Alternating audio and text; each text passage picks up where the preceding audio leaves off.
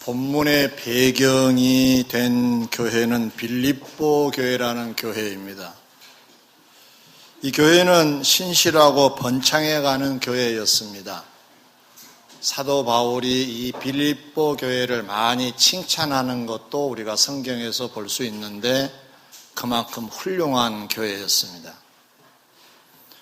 그러나 한편 유대교의 거짓 교사들이 교회를 어지럽게 할 수 있어서 그들을 삼가라 그렇게 주의를 주면서 사도 바울 자신을 본받을 것을 권면하는 중에 영광스러운 미래를 위하여 어떻게 살아야 할 것을 자신의 삶으로 교육하고 있는 내용이 본문입니다. 지금 우리는 7월 하반기를 시작했습니다.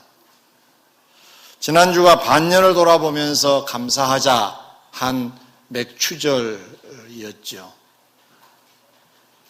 이제 본격적으로 하반기를 시작하는 주일입니다.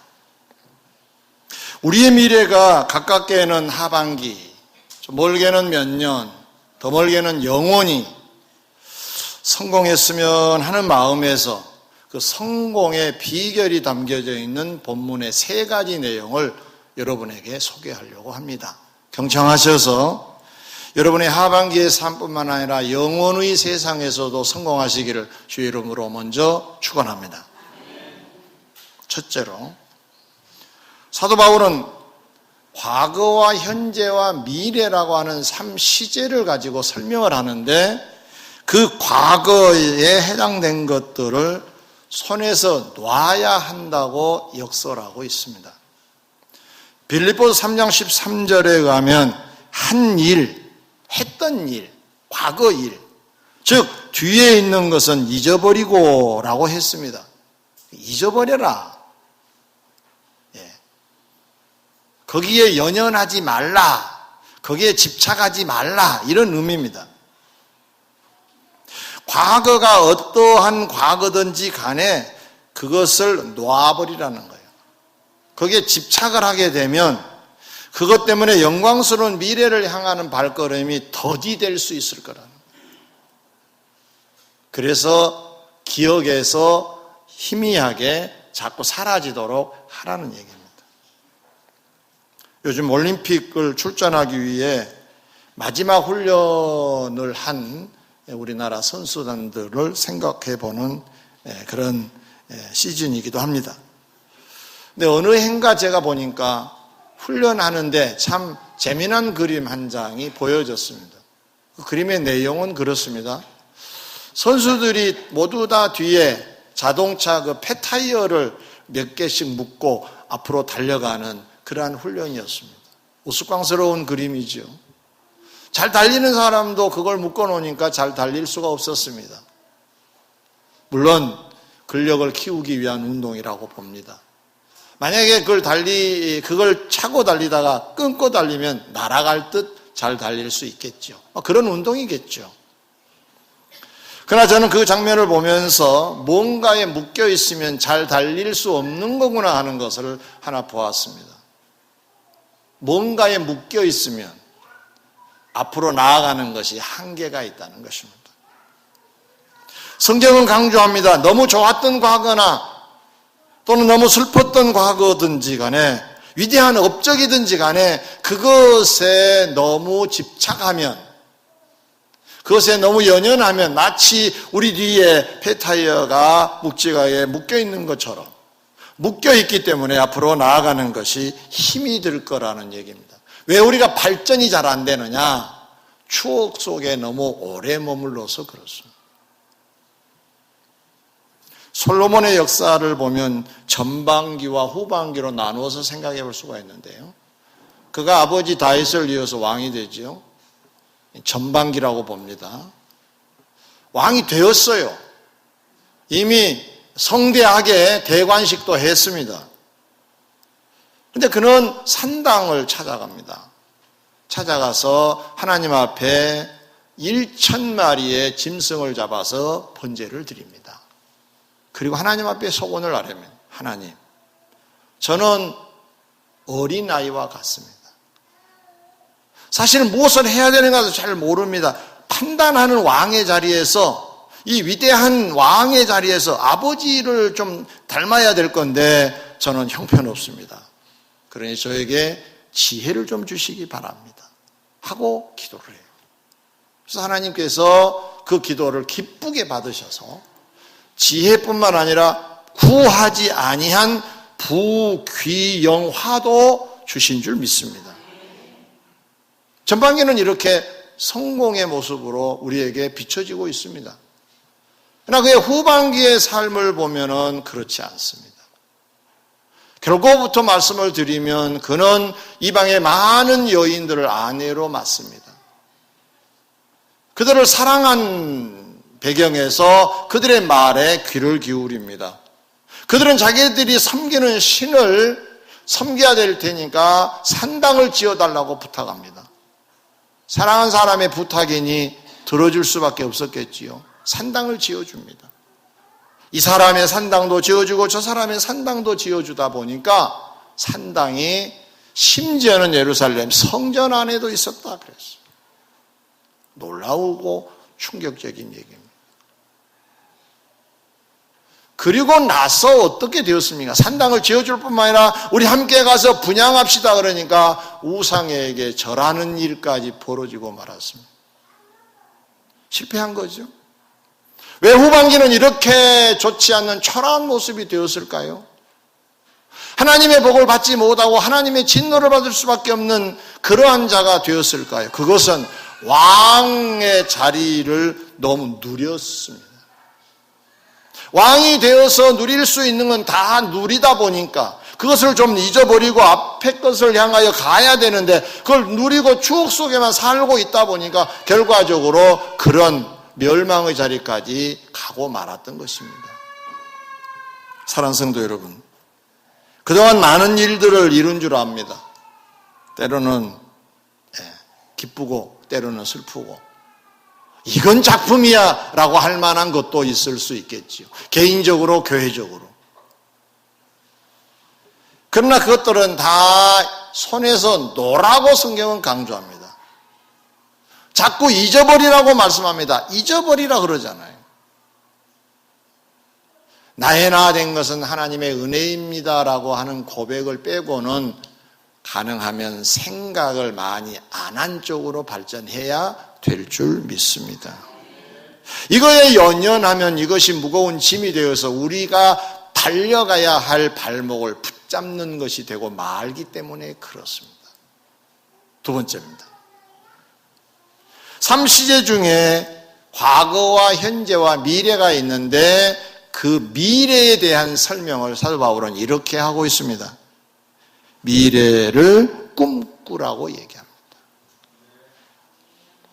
빌립보서 3장 12절에 오직 내가 그리스도 예수께 잡힌 바 된 그것을 잡으려고 그랬어요.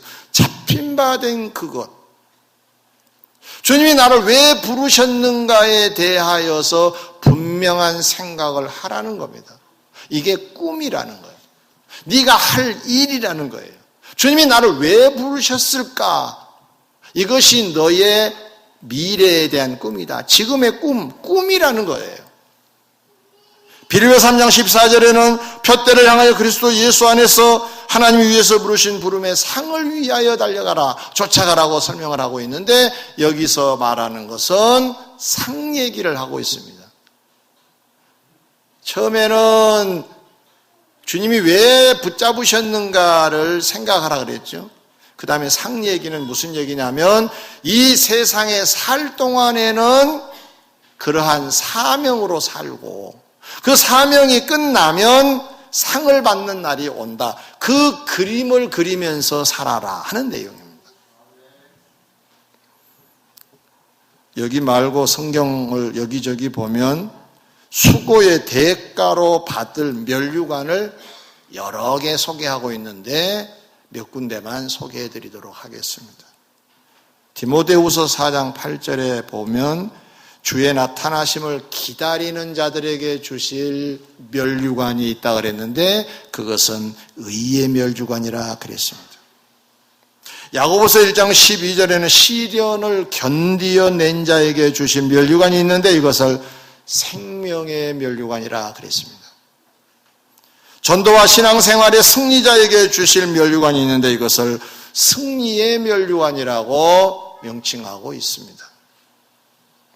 고린도전서 9장 25절에는 이기기를 다투어 절제한 자들에게 주실 면류관이 있는데 이 면류관을 썩지 아니할 면류관이라고 설명하고 있습니다. 빌립보서 4장 1절과 데살로니가전서 2장 19절에 의하면 전도자에게 주실 자랑의 면류관, 기쁨의 면류관도 있다고 설명하고 있습니다. 베드로전서 5장 4절에 의하면 그리스도의 참된 종에게 주실 영광의 면류관도 있다고 설명합니다. 왜 성경은 이렇게 다양하게 면류관을 소개하고 있을까요?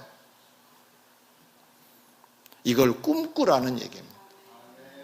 이 면류관을 받기를 소망하면서 뭔가를 하라는 얘기잖아요. 절제하는 걸 하라고, 사모하는 걸 하라고, 전도 생활을 잘하라고, 승리 생활을 잘하라고 하는 말씀이란 말이에요. 그걸 꿈을 꾸라는 얘기잖아요. 사랑하는 성도 여러분, 여러분은 어떤 미래가 펼쳐지기를 원하십니까? 멋진 미래를 꿈꾸는 여러분에게 몇 예로 도움의 말씀을 드리고자 합니다. 빌 게이츠라고 한 사람은 1년에 2번 별장에 가서 한 주간씩 2번을 보내고 온다고 그럽니다. 빌 게이츠라는 사람은 돈도 많고 할 일도 많은 사람입니다.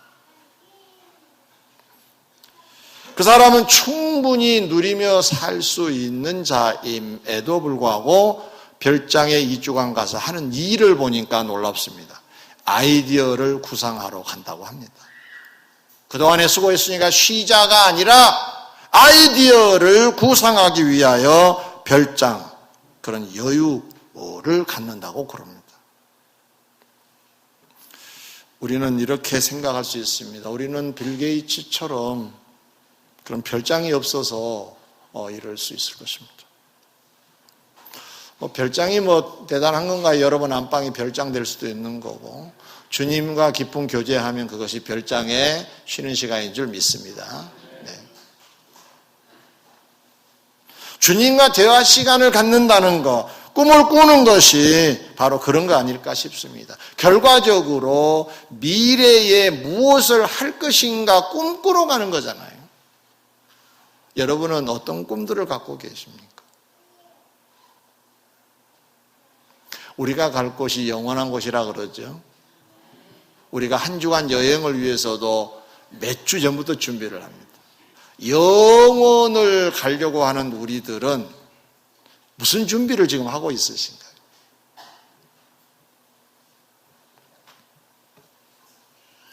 꿈꿀 때 주의사항 하나 더 추가하지요. 나폴레옹이라는 사람의 얘기입니다. 이 사람은 키가 아주 작았다고 그럽니다. 그래서 말을 좋아했는지 모릅니다. 이 사람은 키가 작은 게 컴플렉스였다는 거죠. 근데 그 나폴레옹의 머릿속에는 그 컴플렉스에 해당되는 것을 담고 있지 않았다는 거예요. 그의 삶이 그걸 증명하는데, 그럼 뭘 갖고 있었느냐? 그 머리에 세계를 제패할 꿈을 담고 있었다는 겁니다. 재미나잖아요?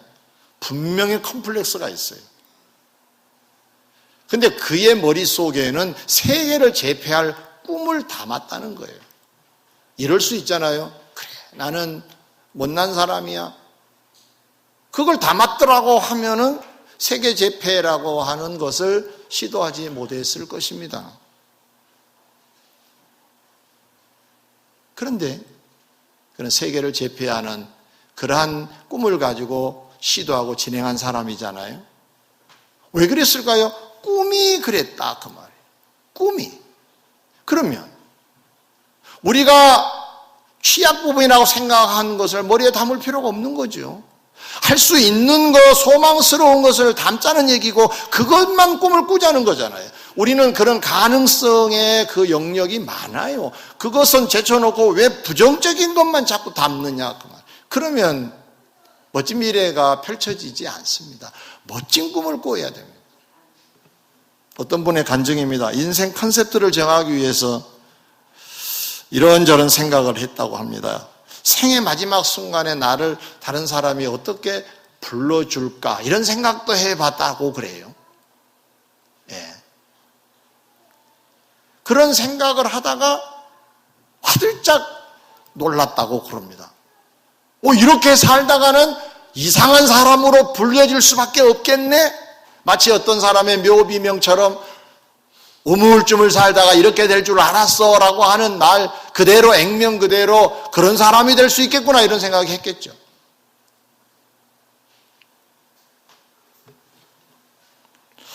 여러분 어떻습니까? 여러분을 가리켜서 그 사람은 기부의 왕이었어. 참 많이 후원도 하고 많이 협력한 사람이었어. 이런 이름 어떻습니까? 괜찮지요, 그렇죠? 그 사람은 봉사의 천사였어. 어떻습니까, 이건? 그것도 좋겠죠, 그렇죠? 그 사람을 만나면 늘 내가 위로가 되고 내가 늘 힘을 얻었어. 칭찬의 여왕이었어. 그런 별명은 어떨까요? 여러분의 미래의 그날에 불려질 별명을 상상해 보십시오. 그것이 여러분의 꿈이 되었으면 좋겠고. 아멘? 그 꿈을 하나하나 이루어가는 구상도 해야 할 우리의 미래입니다. 이걸 하지 아니하면 우리의 미래는 영광스럽지 않을 것입니다. 세 번째 마지막입니다.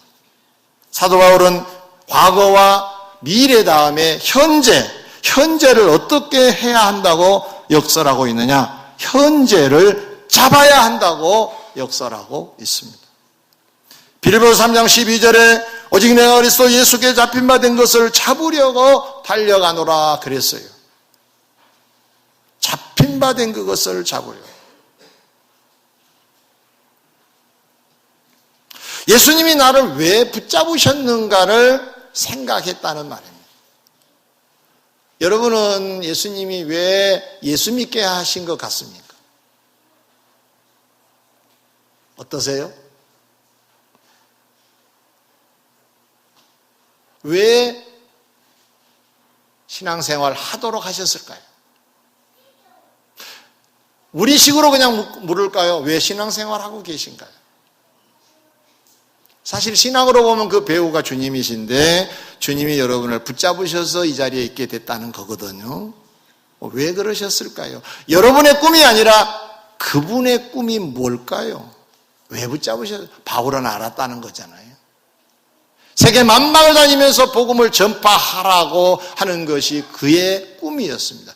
그에게 주시는 명령이었습니다.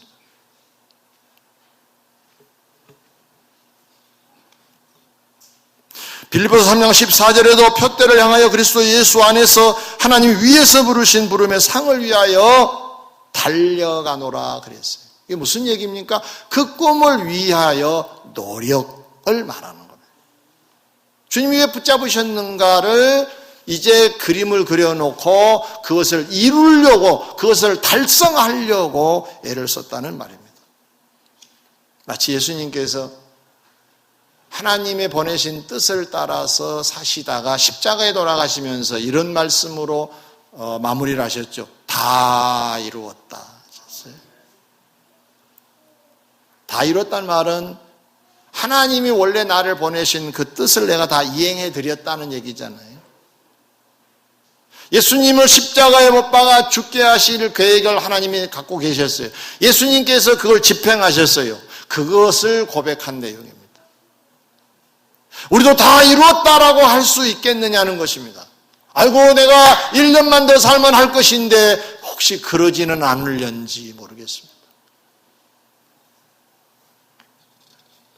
어느 정도 노력하면 될까요? 그 꿈을 달성하기 위하여 어느 정도 노력하면 될까요? 성경은 이렇게 말씀합니다. 고린도전서 9장 24절에 달리는 선수들 가운데 1등짜리처럼 달려라고 얘기합니다. 1등짜리처럼. 1등 하라는 말하고 다릅니다. 1등을 하려고 하면은 정말로 진액을 쏟아야 됩니다. 1등한 사람들 보십시오. 한계를 극복하는 노력이 보입니다. 이 대목을 우리가 오해하면 안 됩니다. 1등 하자는 얘기가 아닙니다. 꼴등해도 상관없습니다. 문제는 내가 인정하는 1등의 영역에 내가 존재하고 있느냐, 다시 돌아볼 때 정말로 하루 최선을 다했느냐, 이거이 중요합니다. 누가 비교해서 더 했네 더 했네가 아닙니다. 사람들은 그렇게 비교하면서 삽니다. 저 사람보다 내가 좀 더 했으니까 내가 다 잘한 거네? 아닙니다. 내가 평가를 할 때 정말로 오늘 열심히 잘 살았다, 그것이 1등입니다. 1등의 자리입니다. 20세기 최고의 곤충학자로 알려져 있는 러시아 과학자 유비세프라고 하는 사람의 일화입니다. 그 사람은 26세에 이 곤충에 대하여 이제 집중을 하게 되었는데, 세상은 81세에 세상을 떠났다고 그럽니다. 그럼 약 한 50년, 51년이 되죠.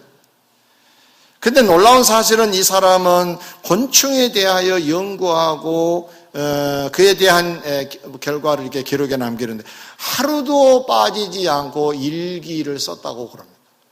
하루도 빠지지 않고. 그래서 70권의 책을 써냈다고 합니다. 70권 읽는 것이 아니고 썼다고 합니다.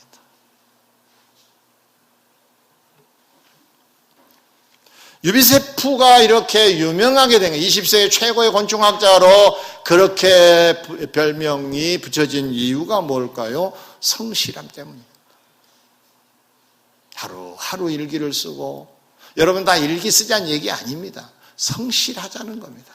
이 어떤 곤충에 대하여 연구해야 어떤 발표를 한다면 그 자세하게 살피는 것, 그것에 대하여서 기록에 남겨진 것이 일기인데, 그렇게 하다 보니까 관계된 서적이 70권이나 될 정도로 훌륭하게 됐다는 얘기잖아요. 결국 화려한 미래는 오늘의 성실이 결정한다는 결론 아니겠습니까? 태국의 전 총리였던 후안 리콰이라고 하는 사람의 일화입니다. 이 사람은 총리가 된 후에 인터뷰를 하게 됐는데 놀라운 가정사가 소개됐습니다. 어머니는 그때까지도 계속해서 노점상을 하고 계셨다고 그래요. 그 후로도 계속 노점상을 하셨다고 그럽니다. 노점상 그러면 어떤 건가요? 떡볶이 팔고, 우리식으로 말하면 김밥 팔고 오뎅 팔고 그런 거 아니겠어요? 음식에 대한. 아들이 이제 총리가 되었으니까 그만두실 만도 한데, 아들은 아들 생이 있고 나는 나 생이가 있다 그러면서 거부하면서 노점상을 계속했다는 일화입니다. 그런데 이 리콰이라는 사람의 인터뷰 내용 중에 내가 오늘 총리가 된 것은 우리 어머니 덕분입니다라고 했다고 그래요. 그게 무슨 얘기인가 봤더니 들어보니까 이런 내용입니다. 어렸을 때에 계속해서 해준 말씀이 두 가지가 있는데, 정직하고 성실해야 사람들이 너를 친구해 줄 거라 그랬다는 거예요. 어렸을 때는 친구하는 게 좋잖아요.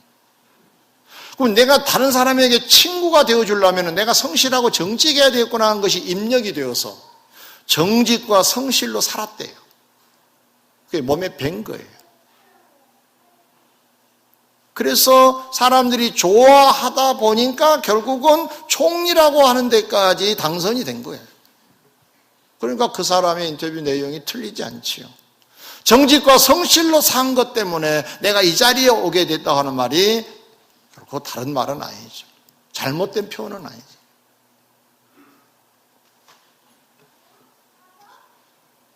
성실히 그 꿈을 실현시켰다는 얘기가 되지 않겠어요? 성실히. 저는 지난 주간 전라남도 광주에 초상이 나서 목요일 날 다녀왔습니다. 가서 보니까 고인은 92세 한 집사님이셨어요.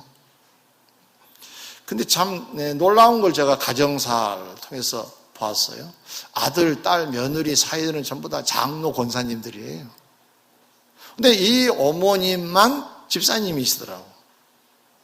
그래서 대충 그림이 그려지잖아요. 늦게 예수를 믿으셨구나.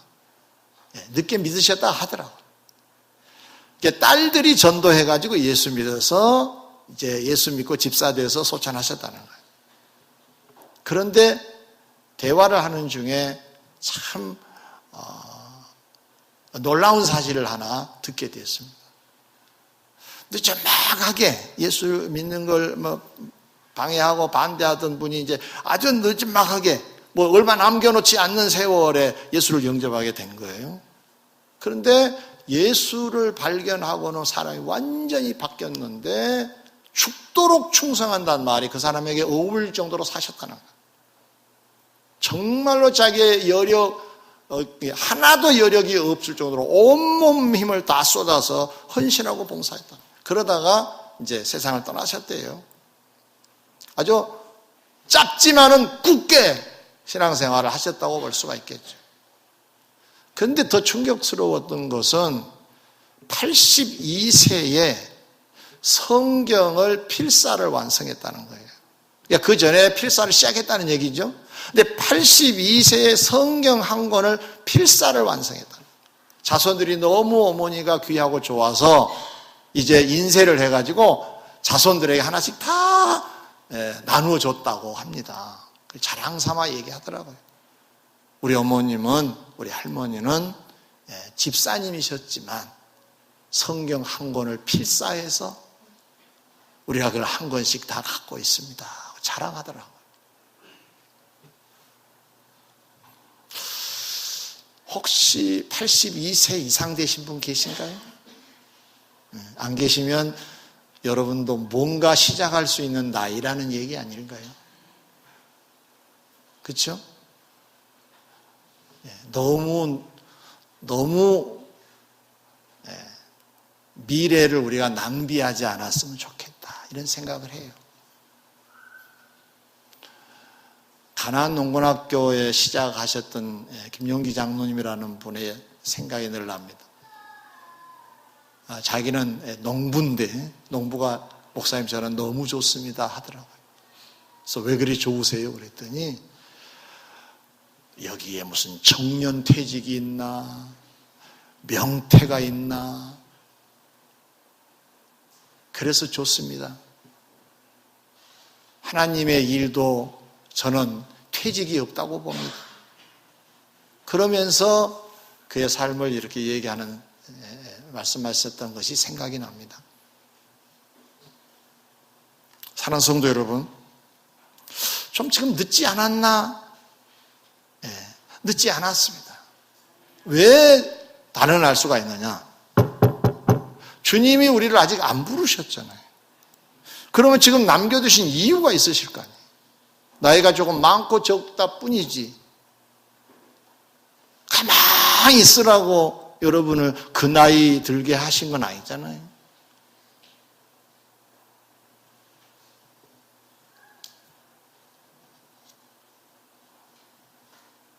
지금 맡은 일, 지금 해야 할 일, 뿐만 아니라 내 신앙의 위치에서 더 해야 될 성숙, 이게 우리 꿈일 수 있잖아요. 어떤 분은 너무 일찍 시작하셔서 지치기도 하겠죠, 그렇죠? 늦게 시작하신 분들은 지금 막 힘있게 할 수 있지만 아주 어렸을 때부터 신앙생활 하신 분들은 지칠 수도 있을 거예요. 그래서 끝으로 한 예화를 들고 말씀을 마치려고 합니다. 어떤 책을 보니까 철새에 대한 얘기를 하더라고요. 철새. 정치인 철새 말고 그냥 철새.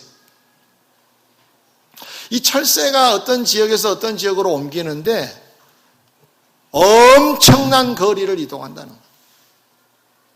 근데 한번 생각을 해봤어요. 이 새들이 날아다니는데 작은 날개로 상상을 해보세요. 태평양을 넘어옵니다. 대서양을 넘어옵니다.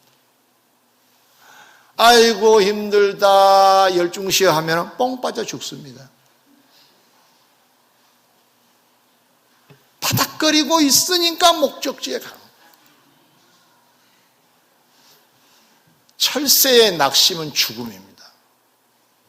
성도의 낙심도 저는 그렇다고 봅니다. 전능하신 하나님이 우리 아버지시고 우리와 함께 하시기에 낙심해서는 아니 될 줄 믿습니다. 힘들 수 있어요. 그러나 또다시 힘을 내셔서 여러분의 꿈을 이루어 가시기를 바랍니다. 우리의 구체적인 꿈은 우리의 신앙의 성숙이고 우리에게 맡겨진 사명의 완성입니다. 좀 더 전문가가 되는 겁니다. 지금으로 만족하지 마세요.